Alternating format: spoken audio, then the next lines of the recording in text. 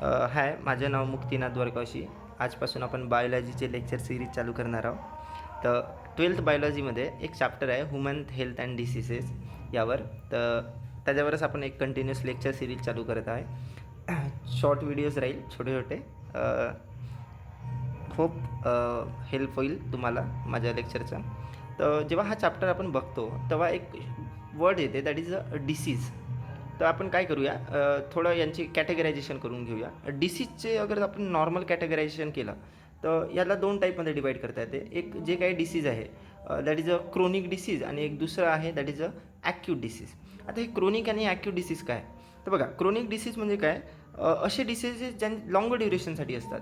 जसं की एखादी अगर आपल्याला डिसीज होत असेल ते खूप वर्षानुवर्ष चालत असते, जसं लॉंगर ड्युरेशनसाठी असते, 1 वर्ष 2 वर्ष 3 वर्षासाठी असते त्याचे सिम्टम्स आपल्यामध्ये. तर अशा सर्व डिसीजला आपण काय म्हणतो, that is a chronic disease. अच्छा, सेकंड जो कॅटेगरायझेशन आहे दॅट इज अ डिसीजचा, that is a acute disease. Acute disease म्हणजे का, जे असे डिसीज जे शॉर्टर ड्युरेशनसाठी असतात. शॉर्टर ड्युरेशन म्हणजे just 1 day 2 day or up to the 7 days अशा दिवसासाठी आपल्याला एखादी बिमारी होते आणि ती बिमारी येऊन चालली जाते. अशा सर्व डिसीजला आपण कुणामध्ये टाकतो, that is a acute diseases. अच्छा, एक कॉमन गोष्ट बघायला मिळते, जे काही क्रोनिक डिसीज आहे त्यांच्यामध्ये तुम्ही सिम्टम्स बघा. जसं की एखादी लॉंगर ड्युरेशनसाठी एखादी अगर आपल्याला बिमारी होणार असेल किंवा होत असेल, डिसीज असेल, त्याचे जे सिम्टम्स आहे ते हळूहळू दिसायला लागतात. आणि ते जे सिम्टम्स असतात स्टार्टिंगला ते त्यांची इंटेन्सिटी काय असते, खूप कमी असते. म्हणजे क्रोनिक डिसीजमध्ये जे इंटेन्सिटी ऑफ द सिम्टम्स आहे ते खूप कमी आहे, लो आहे. बट जेव्हा ॲक्यूट डिसीज असते त्याच्यामध्ये बघा त्याची इंटेन्सिटी खूप जास्त असते सिम्टमची. जसं की कॉमन कोल्ड आहे, सर्दी खोकला घ्या, अचानक होते असं नाकातून पाणी वगैरे व्हायला लागते. तर हे जे सर्व सिम्टम्स आहेत यांची इंटेन्सिटी काय असते, खूप जास्त असते कोणामध्ये, ॲक्यूट डिसीजमध्ये. आणि क्रोनिकमध्ये ते होत नाही. बरं, अगर आपण सेकंड आता जे काही आहे डिसीजेस याला अजून अनादर 2 कॅटेगरीजमध्ये डिवाईड करता येते. One is the infectious disease and another one is the non infectious disease. Infectious disease म्हणजे का, अशी डिसीज जे ट्रान्समिट होते one person to the another person by the pathogens. आता पॅथोजन्स काय, पॅथोजन्स म्हणजे काय असते की एखादी मायक्रो ऑर्गॅनिझम आहे जो डिसीज कॉज करते, ज्याच्यामुळे आपल्याला डिसीज होत असतो. तशा सर्व मायक्रो ऑर्गॅनिझमला आपण कशामध्ये टाकतो, इन द पॅथोजन्स. म्हणजे disease causing micro organism that is called as a pathogens. Okay, हा झाला इन्फेक्शियस. आणि नॉन इन्फेक्शियस म्हणजे जो ट्रान्समिट होत नाही, एका पर्सनकडून दुसऱ्या पर्सनमध्ये असा ट्रान्समिट होत नाही. अशा सर्व डिसीजला आपण कशामध्ये टाकतो, that is a non infectious disease. Example काय इन्फेक्शियस डिसीजचे, कॉलेरा आहे, कोल्ड आहे, सर्दी खोकला वगैरे जे आपल्याला होते त्याच्यामुळे ते एका पर्सनमधून दुसऱ्या पर्सनमध्ये पसरतो.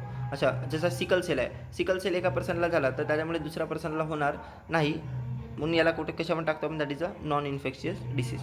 अच्छा, सॉरी. अजून एक आपण अगर कॅटेगरायझेशन करतो म्हटलं डिसीजचा, तर अजून 2 कॅटेगरीमध्ये डिवाईड करता येते. First is the genetic diseases and another is the acquired diseases. Genetic diseases म्हणजे काय असते की असे डिसीज, अशी बिमाऱ्या जे आपला पॅरेंटकडून एखाद्या ऑफस्प्रिंगला मिळतो, चाइल्डला मिळतो. म्हणजे इनबॉर्न डिसीजेस म्हणू शकतो आपण याला, that is a genetic diseases. याचा बेस्ट एक्झाम्पल काय, डाऊन सिंड्रोम वगैरे अशा टाईपची बिमारी जी आपल्याला आईवडिलाकडूनच मिळते, जेनेटिकली असते, that is a genetic diseases. अच्छा, ॲक्वायर्ड डिसीज म्हणजे आपण ॲक्वायर्ड करता बाहेरून, जेव्हा हे आफ्टर बॉर्न डिसीज आहे, जेव्हा आपला जन्म होते त्याच्यानंतर जे काही आपल्याला डिसीजेस होतात, म्हणजे पॅरेंटल कॉजमुळे नाही, तर अशा सर्व डिसीजला आपण कशामध्ये टाकतो, in the acquired disease. Acquired डिसीजमध्ये बघायला गेला ना, तर बघा याचे अजून 2 टाईपमध्ये कॅटेगरायझेशन करता येते. म्हणजे जन्म झाल्यानंतर असे डिसीज जे इन्फेक्शियस होत आहे आपल्याला, म्हणजे असे डिसीज होत आहेत ज्यांचं इन्फेक्शन 1% टू अनदर पर्सनमध्ये होऊ शकतो. अशा सर्व डिसीजला काय म्हणतो, ॲक्वायर्ड इन्फेक्शियस डिसीजेस. किंवा अशी बिमारी होते आपल्याला, असा डिसीज होतो जो नॉन इन्फेक्शियस असतो जन्मानंतर. तशा सर्वांना कोणामध्ये टाकतो आपण, नॉन इन्फेक्शियस ॲक्वायर्ड डिसीजेस. जसं की इन्फेक्शियसमध्ये का, ॲक्वायर्डमध्ये जसा सर्दी खोकला आहे जन्मानंतर होते आपल्याला, बट तो इन्फेक्शियस आहे, तर इन्फेक्शियस ॲक्वायर्ड डिसीजमध्ये गेला. जसं की टी बी आहे, टी बी पण इन्फेक्शियस आहे, इन्फेक्शियस ॲक्वायर्ड डिसीजेस. जसं कॅन्सर आहे, कॅन्सर आता कसं आहे, नॉन इन्फेक्शियस आहे, जसं जन्मानंतर होते आपल्याला, बट इन्फेक्ट होते का 1% टू अनदर पर्सन नाही, तर मग याला आपण काय म्हणतो, acquired non infectious disease. Okay, एक थोडा छोटासा बघून अजून कॅटेगरायझेशन डिसीजचा. जसं की on the basis of agent, म्हणजे एखादी बिमारी होत असेल, एखादी डिसीज होत आहे, ते कोणामुळे होत आहे, त्याचा मागे रिझन काय, तर त्यानुसार आपण कॅटेगरायझेशन करू शकतो. जसं की बघा 5 टाईपमध्ये आपण कॅटेगरायझेशन केलं आहे.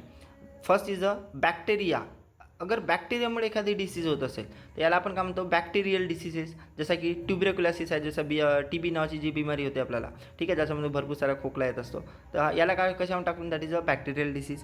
व्हायरसमुळे पण काही डिसीजेस होतात जसा की viral diseases that is called as HIV AIDS वगैरे. अच्छा, काही डिसीजेस प्रोटोझोआमुळे होत असतात जसा की मलेरिया वगैरे. प्रोटोझोआ म्हणजे एक स्मॉल हे असतात ज्याच्यामुळे एजंट असतात ज्याच्यामुळे एखादी बिमारी पसरत असते. जसं की मच्छर चावला तर मच्छरमध्ये प्रोटोझोआ असतो दॅट इज त्याच्यामुळे आपल्याला काय होत असते दॅट इज मलेरिया नावाची बिमारी होत असते. ओके, काही फंगसमुळे होत असतात, अशाला आपण म्हणतो फंगल डिसीजेस, जसं की रिंगवॉर्म वगैरे आहे. हे सर्व गोष्टी कशामुळे होत असते, फंगसच्या इन्फेक्शनमुळे होत असते. हेल्मिंथ असतात, जसं तुम्ही प्लेटी हेल्मिंथिस ॲनिमल किंगडममध्ये शिकले असेल, एक फायलम आहे ज्याच्यामध्ये जे काही ॲनिमल्स असतात, जे काही छोटे छोटे मायक्रो ऑर्गॅनिझम आहे किंवा ॲनिमल्स आहे, याच्यामुळे काय असतं, जे काही आपल्याला बिमारी होते, डिसीज होते, अशा सर्वांना हेल्मिंथल डिसीजेस म्हणतो. जसं की ॲस्कॅरेसिस आहे, अजून तुम्ही बघितलं असेल हत्तीपाय जो फायलेरेसिस म्हणतो आपण. ओके, तर हे सर्व गोष्टी कोणामुळे होतं, हेल्मिंथमुळे होतं. आणि याला काय म्हणतो आपण, हेल्मिंथ डिसीजेस.